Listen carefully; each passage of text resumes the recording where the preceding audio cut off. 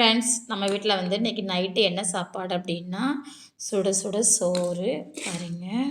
இப்போ தான் சாதம் வடிச்சோங்க பாருங்க. சூடாக இருக்குது, ஆவி பறக்க பறக்க சூடான சோறுங்க பாருங்க. எப்படி இருக்குன்னு பார்க்க வருதா? சூடாக இருக்குது, சுட சுட சோறு.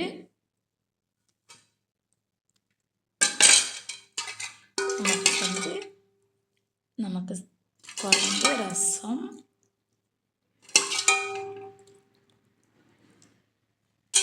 சளி அதிகமாக இருக்கிறதுனால நான் ரசம் வச்சுருக்கோம் இன்னைக்கு.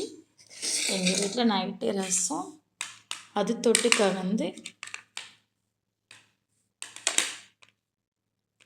இங்கே பாருங்க ஆம்லேட்,